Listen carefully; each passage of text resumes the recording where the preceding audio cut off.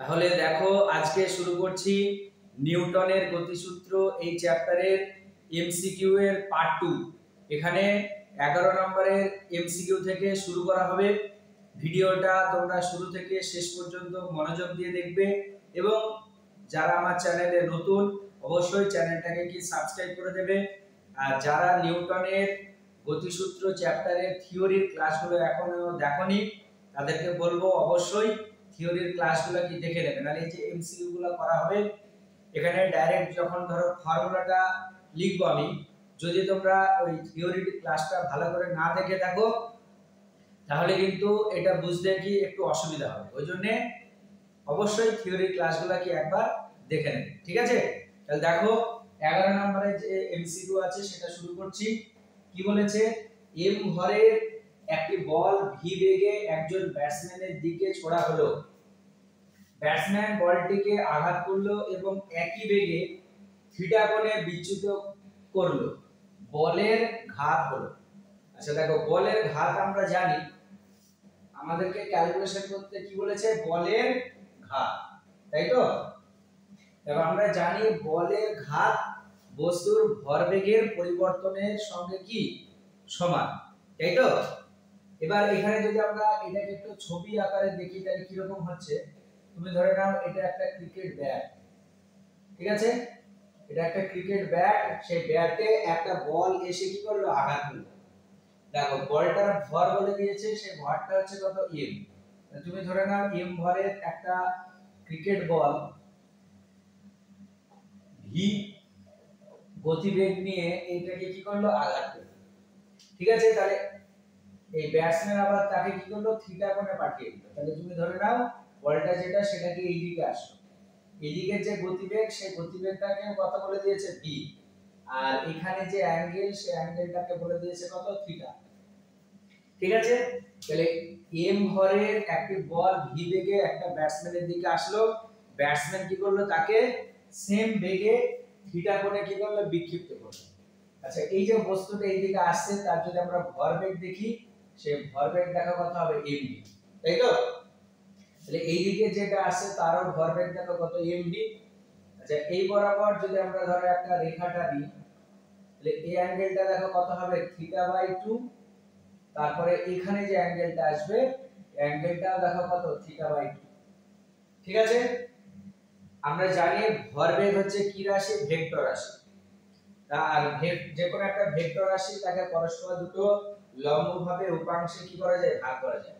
দেখো এই যে ভরবেগ, এই ভরটা mv, তাহলে এর এই বরাবর যদি আমরা উপাংশ নিই লেখা আসবে এটা mv কত, cos θ। আমরা জানি যেদিকে অ্যাঙ্গেলটা থাকে সেই দিকের উপাংশটা কি হয়, cos হয়, আর তার সঙ্গে পারপেন্ডিকুলার বা 90 ডিগ্রি অ্যাঙ্গেলে যেটা থাকে সেটা হচ্ছে sin। তাহলে এই দিকের যে উপাংশ সেটা হচ্ছে কত, sin θ। ঠিক একই রকম ভাবে এই mv এর এই দিকের উপাংশ কত হবে, mv আছে, এটা দেখো cos θ/2 হবে, কারণ অ্যাঙ্গেল যেটা সেটা হচ্ছে কত, θ/2। তাহলে এই দিকের উপাংশ যেটা আসবে, এই দিকের উপাংশ mv ইনটু কত, cos θ/2। আর এই mv এর নিচের দিকে একটা উপাংশ থাকবে, সেই উপাংশটা হবে mv ইনটু sin θ/2, তাই তো? এবার এখানে দেখো আমরা ক্যালকুলেশন করব কি, বলের ঘাত। আর আমরা জানি বলের ঘাত ভরবেগের পরিবর্তনের সঙ্গে কি সমান। এখানে দেখো এই যে ভরবেগগুলোকে আমরা বিভিন্ন কম্পোনেন্টে ভাঙলাম, এই দিকে যে কম্পোনেন্ট সেটা দেখো mv sin θ/2, এই দিকের উপাংশ mv sin θ/2। এটা একটা আরেকটার কি বিপরীত অভিমুখী আছে। তাহলে এখানে দেখো মোট ভরবেগের যে পরিবর্তন সেটা কত আসছে, সেটা দেখো দুটো একই দিকে আসছে। তাহলে দেখো এখানে বলের ঘাত যদি আমরা ক্যালকুলেশন করি, বলের ঘাত এটা সমান কি, ভরবেগের পরিবর্তন। তাহলে এখানে দেখো mv cos θ/2 প্লাস কত, mv ইনটু cos θ/2, তাই তো? যেহেতু দুটো কি একই দিকে ওই জন্য যোগ হয়ে গেল। আচ্ছা এবার এখান থেকে দেখো এটা যোগ করলে কি আসছে, 2mv ইনটু কত, cos θ/2। এটা হচ্ছে উত্তর। দেখো অপশন ডি যেটা সেটা উত্তর আছে 2mv ইনটু কত, cos θ/2। বোঝা গেল? তাহলে বস্তুটার উপরে প্রযুক্ত বলের ঘাত বা ভরবেগের পরিবর্তন কোনটা হবে? 2mv cos θ। এই প্রবলেমটাকে আরেক রকম ভাবে করা যায়, একটু ভালো করে দেখো। আমরা যদি ধরো এইভাবে ভাবি, একটা ভরবেগ আসছে, সেই ভরবেগটাকে আমরা ধরে নিচ্ছি এই দিকে। তুমি ধরে নাও এখানে ক্রিকেট ব্যাট আছে, তাহলে এই যে ভরবেগ, সেই ভরবেগটা হচ্ছে কত? p1। আর থিটা কোণে একে এই দিকে কি করে দেওয়া হলো? বিক্ষিপ্ত করে দেওয়া হলো। এই যে ভরবেগ, এই ভরবেগটা হচ্ছে কত? p2। আর এদের মধ্যবর্তী যে অ্যাঙ্গেল, সেই অ্যাঙ্গেলটা কত? থিটা। তাহলে দেখো এই যে ভরবেগ, এটা p1, এটা p2, তাহলে এই ভরবেগের অভিমুখ নিচের দিকে, এটাকে যদি ধরো আমরা বিপরীত দিকে ধরি, অ্যাকচুয়ালি ভরবেগের পরিবর্তন, বলের ঘাত মানে আমরা কি জানি? দেখো বলের ঘাত এটা সমান কি? ভরবেগের পরিবর্তন। তার মানে একটা থেকে আরেকটা কি বিয়োগ, তাহলে দেখো p2 মাইনাস অফ কত? p1। ঠিক আছে?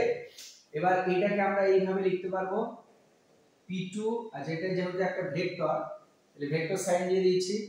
দেখো p2 vector minus plus of minus p2 vector, p2 না p1, minus of p1 vector, এটা লিখতে পারি আমরা। এবার দেখো p2 এই দিকে, p1 যেটা এই দিকে, তাহলে মাইনাস p1 টা কোন দিকে হবে? তার বিপরীত দিকে হবে। তাহলে এবার যদি এদেরকে আমরা ভেক্টর যোগ করি, তাহলে দেখো কি আসে।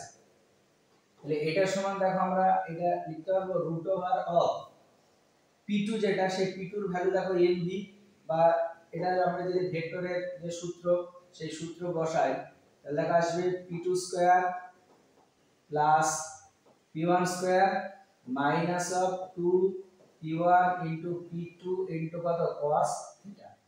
ঠিক আছে? এবার দেখো কোশ্চেন অনুসারে ভরবেগ যেটা, সেটা কি সমান, অর্থাৎ p1 আর p2 যদি সমান হয়, তাহলে এটাকে আমরা এইভাবে লিখতে পারবো root over of 2p1 square minus 2p1 square into এখানে কত? cos থিটা। এখান থেকে দেখো আমরা যদি 2p1 স্কয়ারটা কমন নিই, 2p1 স্কয়ার কমন নিলে 1 মাইনাস কত? cos থিটা। ঠিক আছে? এবার এটাকে আমরা এইভাবে লিখছি root over of 2p1 square into, এটার ফর্মুলা হয় 2 ইনটু cos স্কয়ার কত? থিটা বাই 2। ঠিক আছে? এটা হচ্ছে ফর্মুলা, তাই তো? এই ফর্মুলা যদি আমরা বসাই, তাহলে দেখো কি আসে? Root over of 4p1 square into এখানে দেখো cos স্কয়ার কত? থিটা বাই 2। ঠিক আছে? তাহলে এখানে দেখো 2 টা বেরিয়ে আসলো ইনটু p1 টা রুটের মধ্যে থেকে বেরিয়ে আসবে যেহেতু স্কয়ার আছে, আর p মানে কত? mv, আর এটা দেখো cos স্কয়ার আছে, তাহলে কত? cos থিটা বাই 2। তাহলে এইভাবেও কিন্তু আমরা ক্যালকুলেশন করতে পারি, যেটা তোমাদের সুবিধা মনে হবে সেটা তোমরা করবে। বুঝা গেল? আচ্ছা এরপরে যে প্রবলেমটা আছে 12 নম্বরে, সেটা আমরা দেখো কি বলেছে। একটি বস্তুকণার রৈখিক গতির ক্ষেত্রে বল সময় লেখচিত্রটি প্রদর্শিত হলো এই চিত্রে। ঠিক আছে? কি বলেছে? এই ক্ষেত্রে 0 থেকে 7 সেকেন্ডের মধ্যে কণাটির রৈখিক ভরবেগের পরিবর্তনের মান হলো। দেখো এই লেখচিত্রের এই দিকে যেটা দেওয়া আছে সেটা কি বল, আর এই দিকে যেটা দেওয়া আছে কি সময়।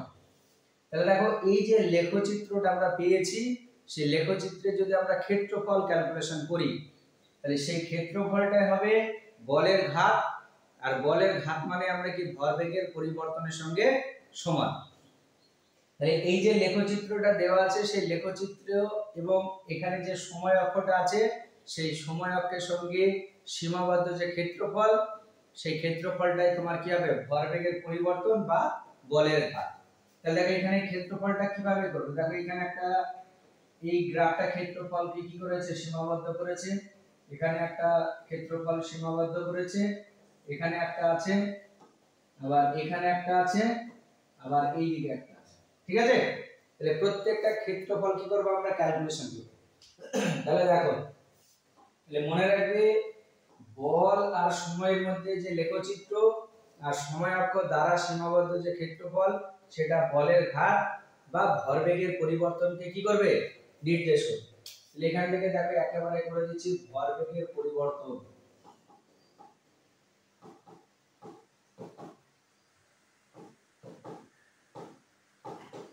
এটা সমান কি আছে দেখো, প্রথমে এখানে একটা ত্রিভুজ আছে, সেই ত্রিভুজটার ক্ষেত্রফল আমরা বসাবো। ত্রিভুজের ক্ষেত্রফলের ফর্মুলা কি, হাফ ইনটু ভূমি ইনটু উচ্চতা। তাহলে দেখো হাফ ইনটু ভূমি, এখানে ভূমি কোণটা এইটুকু, দেখো ভূমিটা হচ্ছে কত।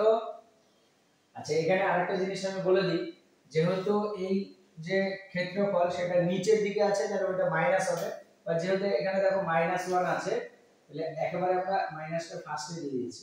হাফ ইনটু ভূমি, ভূমির ভ্যালু দেখো কত 1, উচ্চতার ভ্যালু কত সেটা 1 হলো।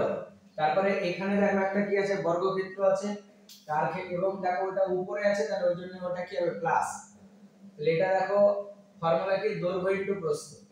দৈর্ঘ্য যেটা এটা দেখো কত 2 আর উচ্চতা কত 2, বা দৈর্ঘ্য আর প্রস্থ দুটোই কি আসছে 2 আসছে।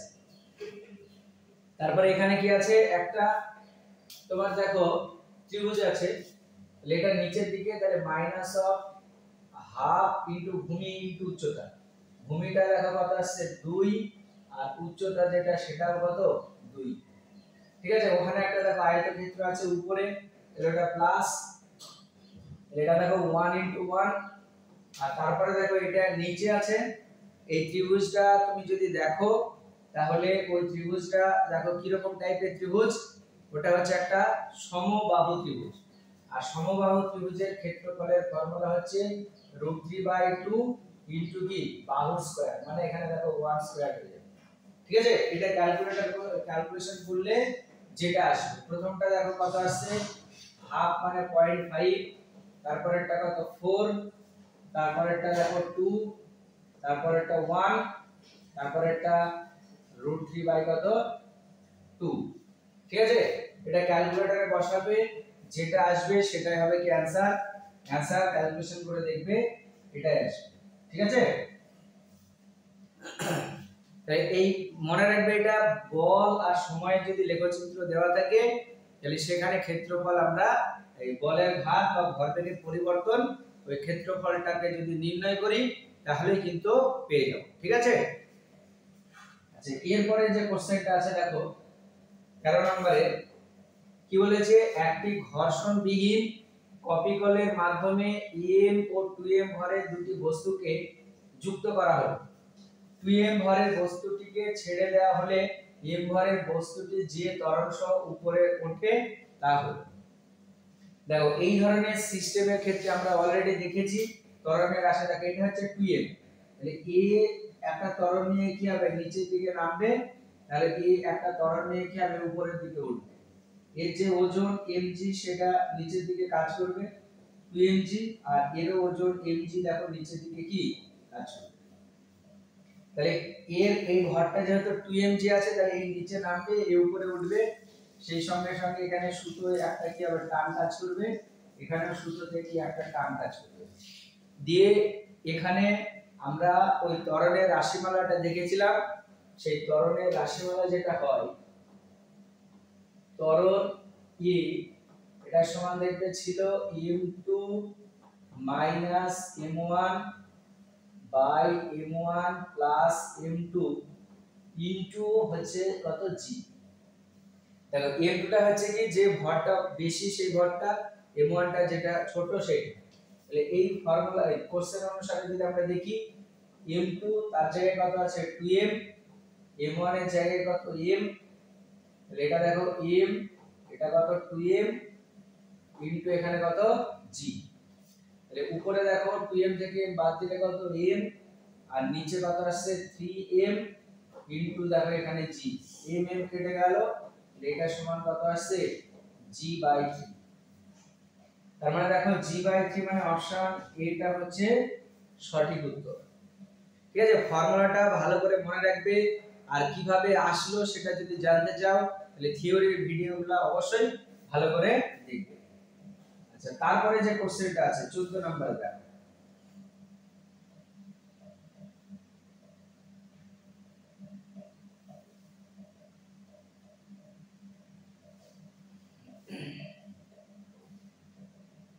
দেখো কি বলেছে, 40 কেজি ভর সম্পন্ন একটি বাদর একটি দড়ি বেয়ে উপরে ওঠার চেষ্টা করছে। দড়িটি সর্বাধিক 600 নিউটন টান সহ্য করতে পারে। নিম্নলিখিত কোন ক্ষেত্রে দড়িটি ছেড়ে যাবে? তাহলে দেখো এখানে আমরা এই ক্যালকুলেশন করার আগে দেখে নেব এই বাদরটা যদি দড়ি বেয়ে উপরে ওঠে তাহলে যে ফোর্সগুলো এখানে কাজ করছে সেই ফোর্সের ডিরেকশন কোন দিকে হবে, কোন দিকে ফোর্স কাজ করছে সেটা দেখো। তাহলে দেখো এখানে এই যে বাদরটা আছে তার যে ওজন mg সেটা কোন দিকে কাজ করবে, নিচের দিকে। আর এই যে সূত্রটা আছে সূত্রটার টান কোন দিকে কাজ করবে, সূত্রটার টান কাজ করবে t উপরের দিকে, ঠিক আছে। আর এ যদি উপরের দিকে একটা ত্বরণ নিয়ে ওঠে তাহলে সেই বলটা কি হবে, উপরের দিকে কাজ করবে। আচ্ছা এইবার এখানে দেখো তাহলে ওজন যেটা সেটা কোন দিকে কাজ করছে, নিচের দিকে, টান যেটা কাজ করছে সেটা উপরের দিকে। তাহলে যেহেতু বাদরটা উপরের দিকে উঠছে তার মানে নিশ্চয়ই উপরের দিকে যে বলটা কাজ করছে সেটা কি বেশি, আর নিচের দিকে যে বলটা কাজ করছে সেটা কত, কম। আর আমরা জানি যে কোনো একটা বস্তুর উপরে প্রযুক্ত লব্ধি বল সেটা সমান কি হবে, বস্তুটার ভর ইনটু ত্বরণ। তাহলে এখানে দেখো টান টি যেটা উপরে আর এমজি যেটা নিচে, আর যেহেতু উপরে উঠছে তাহলে ত্বরণটা উপরের দিকে থাকবে, তাহলে তার ভর m আর ত্বরণটাকে আমরা ধরে নিলাম কত, a। এবার দেখো টানের মানটা ম্যাক্সিমাম কত হতে পারে, 600। তাহলে যদি আমরা টানের জায়গায় 600 বসাই তাহলে ত্বরণের যে মানটা আসবে সেই ত্বরণের মানটা ওটাই কি ম্যাক্সিমাম। ওর থেকে যদি ত্বরণ বেশি হয়ে যায় তখন কিন্তু টান দড়িটা কি হবে, ছিঁড়ে যাবে। তাহলে এখানে দেখো টানের জায়গায় যদি আমরা 600 বসাই তাহলে কি আসছে, 600 মাইনাস দেখো কি আছে mg, m এর ভ্যালু দেখো বলে দিয়েছে কত, 40, ঠিক আছে। m এর ভ্যালু 40 আর g এর ভ্যালু আমরা ধরে নিচ্ছি কত, 10। তাহলে এটা সমান কত, 40 ইনটু কত, e। তাহলে এখান থেকে আমরা e এর ভ্যালু কি ক্যালকুলেশন করব। এখানে দেখো 600 মাইনাস 400 এটা সমান কত, 40 ইনটু e। তাহলে এটা সমান দেখো কত আসছে, 200, ঠিক আছে। তাহলে 200 এটা সমান কত, 40 ইনটু e। তাহলে e এর সমান দেখো আসছে 200 বাই কত, 40, এটা সমান কত আসছে 5, ঠিক আছে। 5 অত কি হবে, মিটার পার সেকেন্ড স্কয়ার। তাহলে এখানে আমরা দেখো টানের যে মান সেটাকে কত ধরেছে, 600। তাহলে এটাই হচ্ছে কি সর্বোচ্চ টান। তাহলে টানটা যদি ওটা সর্বোচ্চ হয় তাহলে ত্বরণের মানটাও কি হবে, সর্বোচ্চ।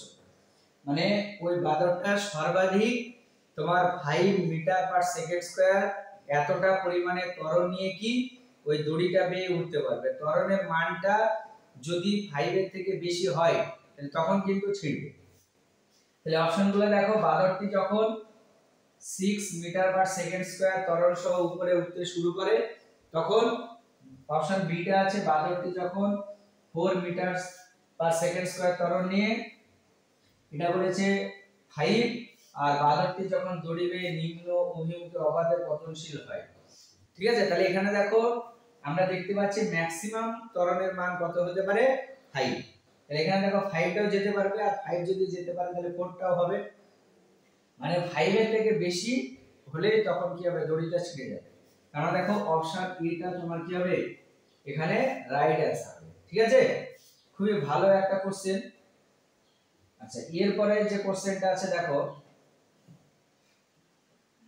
15 নম্বরেরটা,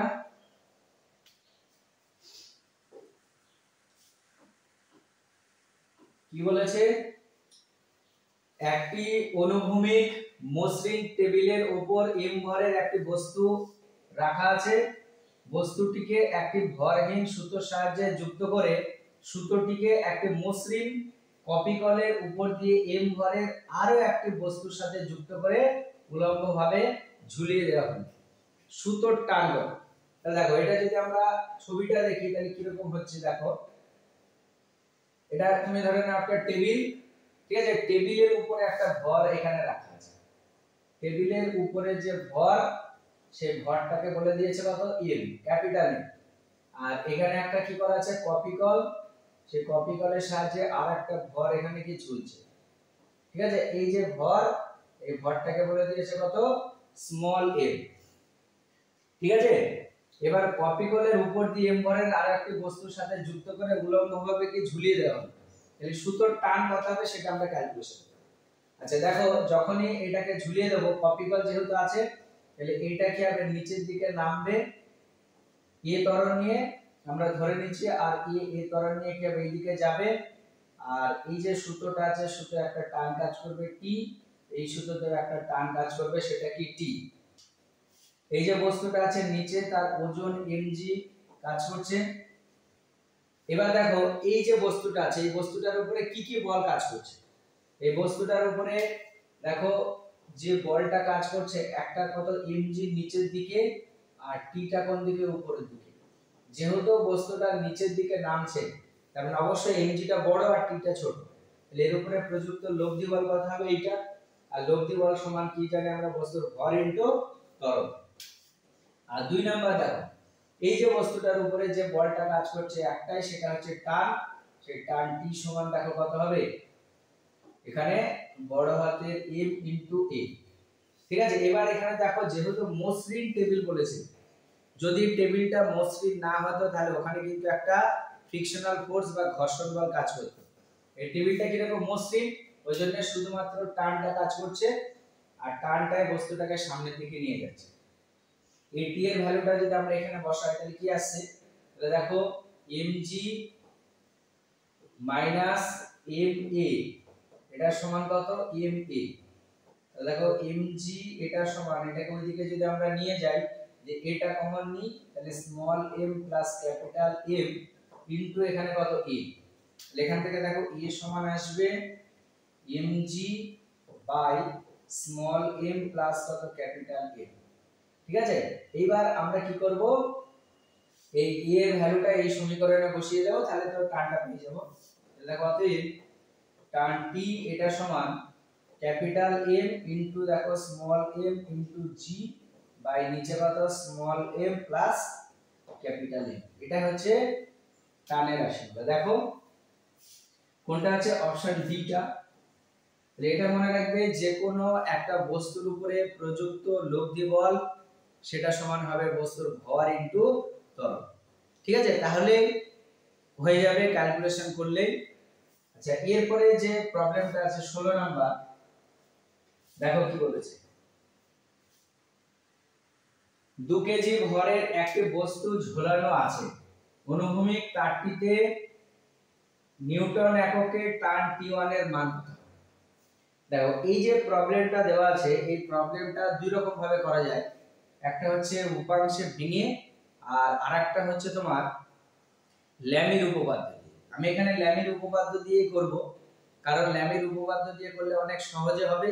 আর তোমাদেরকে আমি বলবো এরকম টাইপের যদি প্রবলেম আসে তাহলে ল্যামির উপপাদ্য দিয়ে সলভ করা। আর যারা ল্যামির উপপাদ্য জানো না, আমার চ্যানেলে ল্যামির উপপাদ্যের যে থিওরি ক্লাস সেটা আপলোড করে দেওয়া আছে, তোমরা সেটা অবশ্যই দেখে নেবে, আমি ডেসক্রিপশনে লিংকটা দিয়ে দেব। ঠিক আছে, একবার জাস্ট শুনে নাও। ল্যামির উপপাদ্য হচ্ছে তিনটি বলের ক্রিয়ায় কোনো একটা বস্তু যদি সাম্যাবস্থায় থাকে তাহলে যে কোনো একটা বল আর অন্য দুটো বলের মধ্যবর্তী কোণের সাইনের অনুপাত পরস্পর কি হবে সমান হবে। এটা হচ্ছে ল্যামির উপপাদ্য। এখানে দেখো আমরা দেখে নেব যে কি কি বল কাজ করছে। এই যে বস্তুটা আছে তার যে ওজন, সেই ওজনটা কোন দিকে কাজ করবে নিচের দিকে। ওজনটা দেখো 2 ইনটু কত g, ওজন মানে কি ভর ইনটু ত্বরণ, 2 ইনটু g নিচের দিকে কাজ করছে। আর এখানে একটা দেখো টান T1, এখানে একটা টান কাজ করবে, সেই টানটাকে আমরা ধরে নিচ্ছি কত T2। দেখো তিনটে বল কাজ করছে। এবার এইগুলোর মধ্যে আমরা কোনটা ক্যালকুলেশন করব। দেখো এই যে কোণ, এই কোণটা আমরা বুঝতে পারছি এটা কত 90 ডিগ্রি। ঠিক আছে, এটা যদি 30 হয় দেখো এই বরাবর একটা যদি আমরা জাস্ট রেখাটা নিই, এটা 30 এটা 30 আর এটা কত 90। ঠিক আছে, তাহলে টোটাল কোণটা দেখো কত আসবে 120 ডিগ্রি আসবে। তাহলে এই যে কোণ, এই কোণটা কত 120 ডিগ্রি।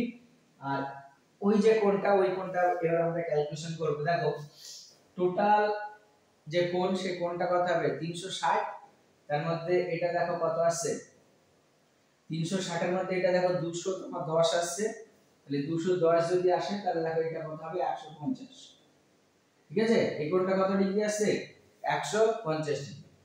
এবার এই তিনটে বলের ক্রিয়ায় টোটাল সমস্যাটা কিভাবে আছে সাম্যাবস্থায় আছে। তাহলে যদি সাম্যাবস্থায় থাকে তাহলে নিয়ম হচ্ছে যে কোনো একটা বল আর অন্য দুটো বলের মধ্যবর্তী কোণের সাইনের অনুপাত কি হবে পরস্পর সমান হবে, সেটাই করে দিচ্ছি দেখো।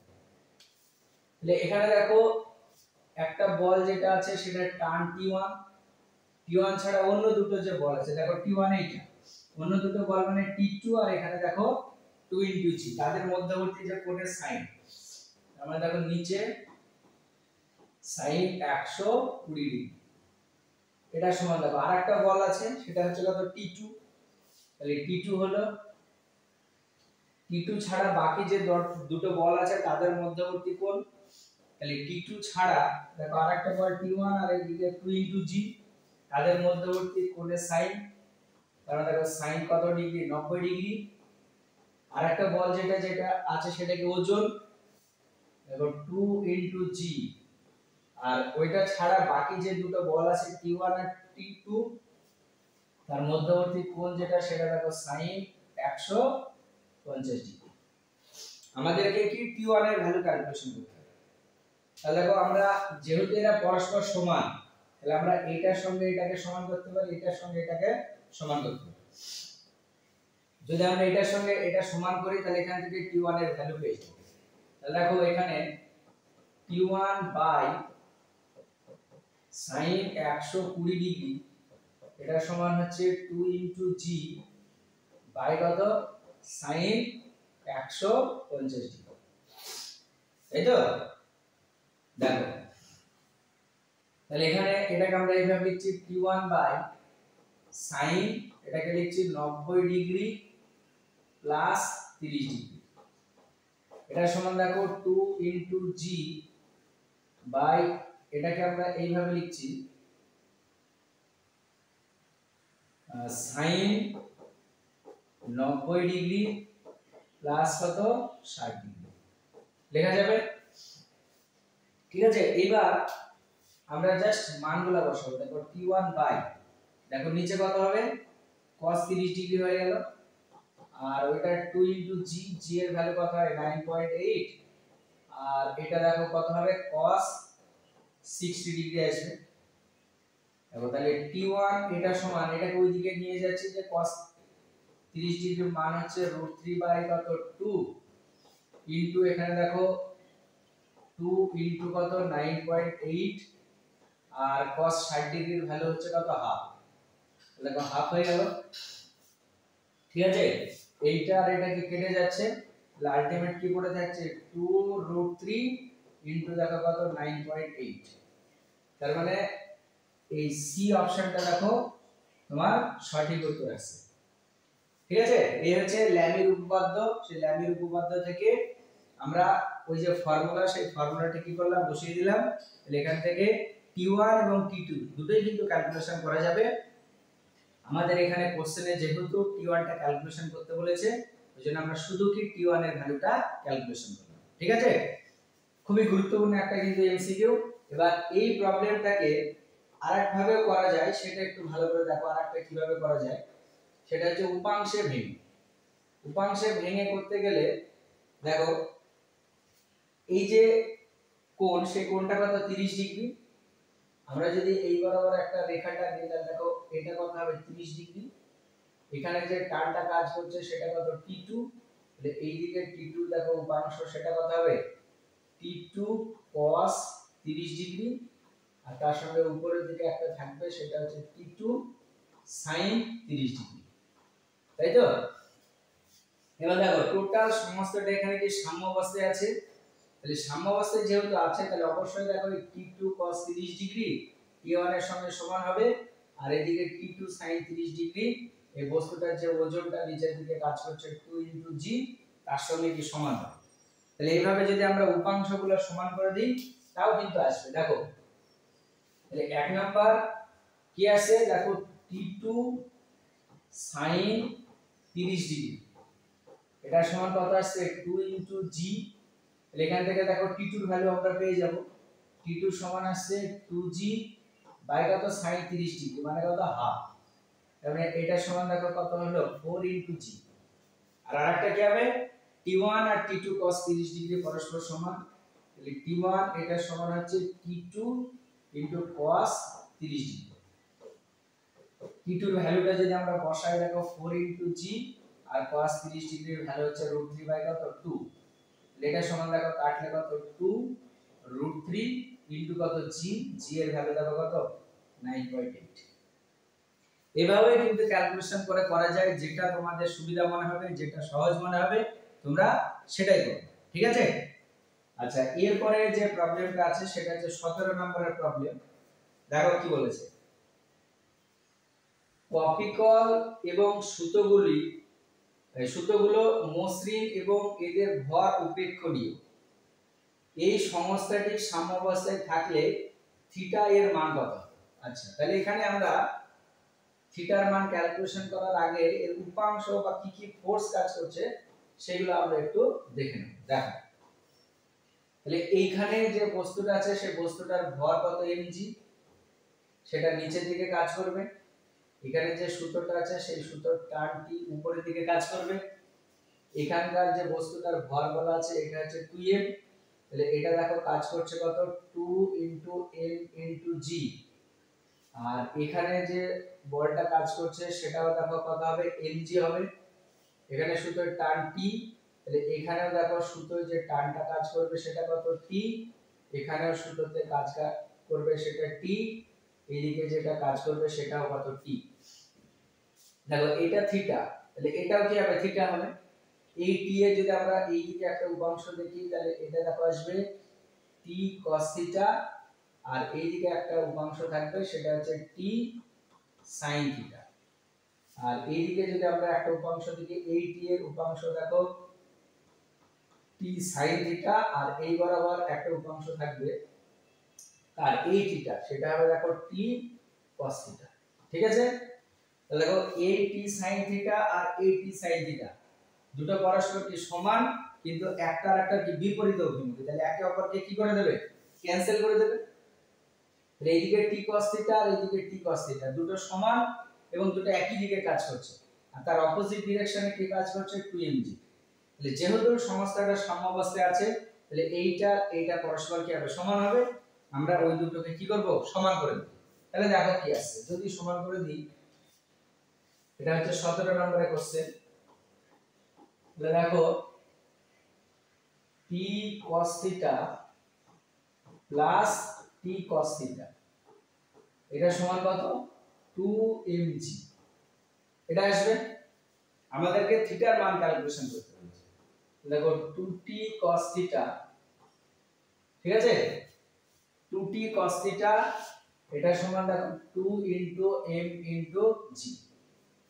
আচ্ছা এই দিক থেকে যদি আমরা দেখি দেখো এখানে t টা কাজ করছে আর এদিকে নিচে mg কাজ করছে, তাহলে অবশ্যই দেখো এখানে আমরা আরেকটা পাবো যে t সমান কত mg, এটা পাওয়া যাবে। দেখো এদিকে t আর এদিকে mg টোটাল সমস্যাটাকে সাম্যাবস্থায় যেহেতু আছে তাহলে এদিকে t টা আর mg টা পরস্পর অবশ্যই কি হবে সমান হবে। তাহলে আমরা এখানে t এর জায়গায় কত বসাবো mg বসাবো, তাহলে 2 ইনটু mg ইনটু কত cos থিটা, ঠিক আছে এটা সমান কত আসছে 2mg, ঠিক আছে। দেখো এবার যদি আমরা মানটা বসাই তাহলে এখান থেকে দেখো mg mg কেটে যাচ্ছে, তাহলে cos থিটা সমান কত 1 আসছে তাই তো। আচ্ছা cos থিটা সমান 1, তাহলে এখানে দেখো থিটার যে ভ্যালু সেই থিটার ভ্যালু এখানে কত 0 ডিগ্রি চলে আসছে। এক মিনিট, এখানে এই ভরটা আছে √2m আছে, হ্যাঁ এটা একটু হয়ে গেছে √2 mg হবে, লেখাটা বোঝা যাচ্ছে না। এখানে যে ভরটা আছে সেই ভরটা কত √2 m আছে, তাহলে এটা দেখো কি হবে √2 হয়ে যাবে। এটা কত √2 mg, তাহলে এখান থেকে দেখো mg mg কেটে দাও, তাহলে এখান থেকে দেখো cos থিটা এটা সমান কি আসবে √2 বাই নিচে কত 2, ঠিক আছে, তাহলে এখান থেকে দেখো cos থিটা এটা সমান কত আসছে 1/√2। তাহলে থিটার ভ্যালু দেখো কত হবে 45 ডিগ্রি। ঠিক আছে, এই ঘরটা দেখো আছে √2, এখানে বোঝা যাচ্ছে না কতটা, তাহলে এটার অপশন যেটা আসবে সেটা হচ্ছে কত সি।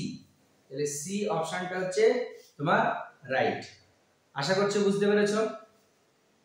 আচ্ছা, এরপরে যে প্রবলেমটা আছে দেখো 18 নম্বরের যে প্রবলেম, সেটা একটু আগে যেটা করলাম সেই দড়ি বা ল্যামির উপপাদ্য অনেকটা সেই রকম টাইপের। ঠিক আছে, এটা ল্যামির উপপাদ্য দিয়েও করা যাবে, আবার উপাংশে ভেঙে করা যাবে। দেখো উপাংশে ভেঙে যদি আমরা করি তাহলে এটা কি আসছে দেখো, এই যে টার্ন T2 আছে, দেখো T2 কে আমরা উপাংশে যদি ভাঙি তাহলে এইটা T2, তাহলে এই দিকের উপাংশটা হবে দেখো T2 cos 60 ডিগ্রি, আর এইদিকে এই T3 এর উপাংশ হবে এই অ্যাঙ্গেলটা 30, তাহলে এটা কত 30, এটা কত 60 হবে, তাই তো। এবার দেখো এই দিকের উপাংশ হবে T3 ইনটু কত cos 30 ডিগ্রি, আর আরেকটা উপাংশ এইদিকে থাকবে এর, সেটা হচ্ছে T3 sin 30 ডিগ্রি, আর এরও আরেকটা উপরের দিকে উপাংশ থাকবে সেটা হচ্ছে T2 sin 60 ডিগ্রি। যেটা দেখো T2 ইনটু sin 60 ডিগ্রি, আর এর যে ওজন সেই ওজনটা কোন দিকে কাজ করবে mg মানে 10 ইনটু g, সেটা নিচের দিকে। আমাদেরকে এখানে যে ক্যালকুলেশনটা করতে বলেছে সেটা দেখো T2 এর মান কত, T2 ক্যালকুলেশন করতে বলেছে। তাহলে যেহেতু টোটাল সমস্যাটা কিভাবে আছে সাম্যাবস্থায় আছে, তাহলে এই দিকের বল এই দিকের সঙ্গে সমান হবে, উপরেরটা নিচের সঙ্গে কি হবে সমান হবে, আমরা সমান করব। তাহলে দেখো প্রথমে আমরা T2 cos 60 ডিগ্রি আর T2 cos 30 ডিগ্রিকে কি সমান করব। তাহলে T2 cos 60 ডিগ্রি এটা সমান হচ্ছে T3 cos 30 ডিগ্রি। দেখো আমাদেরকে কি T2 এর ভ্যালু ক্যালকুলেশন করতে হবে, তাহলে এই একটা সমীকরণ আমরা রেখে দিচ্ছি। আরেকটা দেখো হবে ওজন মানে 10 ইনটু কত g, আর উপরের দিকে যে বল দুটো কাজ করছে সেটা দেখো, একটা হচ্ছে তোমার T3 sin 30 ডিগ্রি আর একটা T2 sin 60 ডিগ্রি।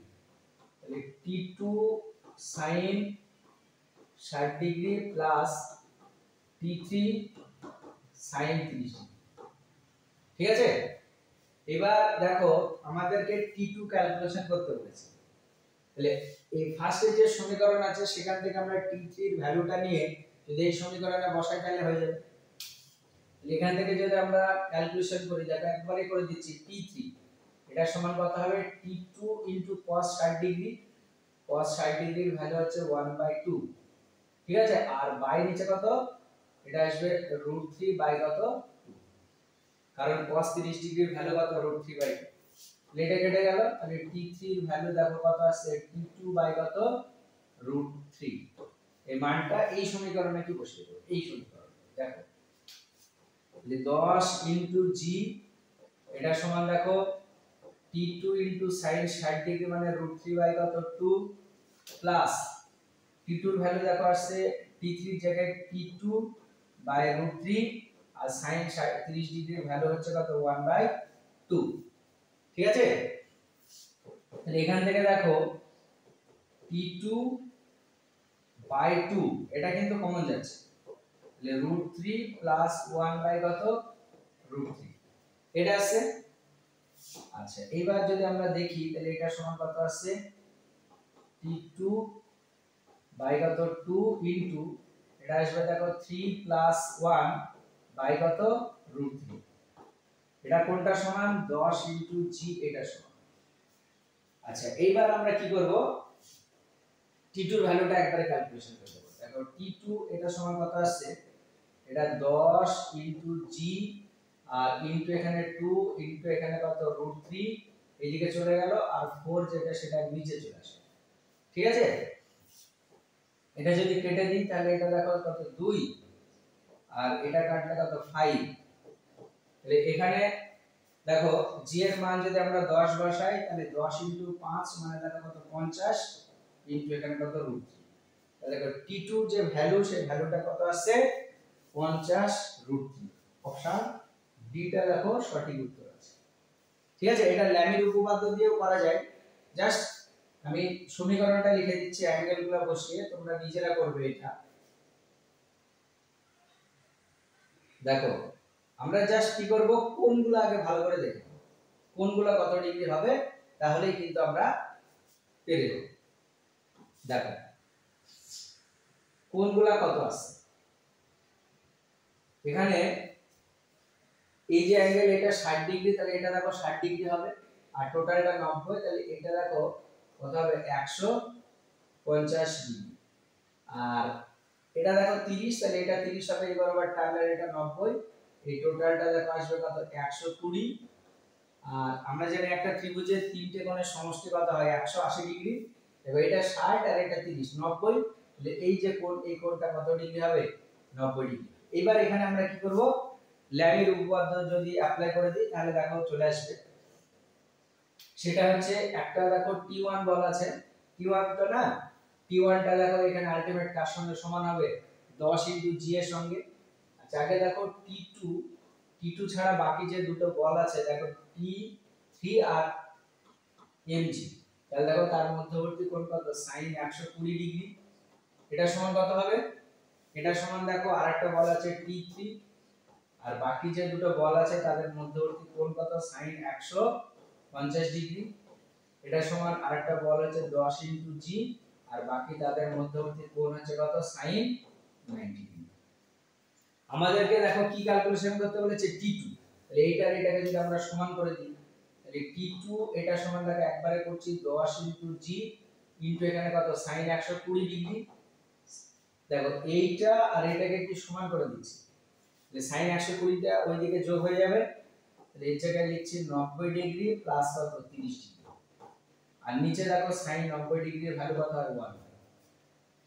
তাহলে কি আসছে 10 * g into sin 90 degree plus 30 degree মানে দেখো কত হয় cos 30 ডিগ্রি। লেবার মানটা বসাও, T2 এটা সমান 10 * g, আর এটা মানে কত √3 কত 2, তাহলে এটা কাটলে কত 5, মানে 5 * g মানে দেখো কত 50 √3, একই উত্তর আসবে। ঠিক আছে, কিন্তু দেখো এই কেসটাতে যদি আমরা ল্যামির উপপাদ্য প্রয়োগ করি তাহলে অনেক সহজে কিন্তু আমরা কি ক্যালকুলেশনটা করতে পারবো, তাই না? তাহলে এই হলো দেখো 17 নম্বরের এমসিকিউ। 18 এরপরে যেটা আছে সেটা হচ্ছে দেখো 19। দেখো 5 কেজি ও 3 কেজি ভরের দুটি বস্তু একটি হালকা সুতোর সাহায্যে একটি ঘর্ষণহীন কপিকলের দুপাশে ঝুলছে, সুতোর টান কত। এখানে একটা ফর্মুলা আছে, এই দুই পাশে যদি দুটো কপিকলের ভর ঝোলে এরকম, দেখো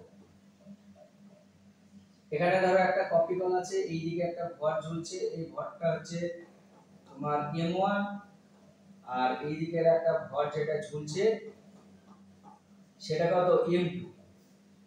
তাহলে এখানে দেখো এর ওজন নিচের দিকে, এর ওজন নিচের দিকে, টান কাজ করবে, যে ক্যালকুলেশন করার পরে টানের যে সমীকরণ আসে সেটা হচ্ছে 2 * m1 * m2 by m1 plus m2 into কত g।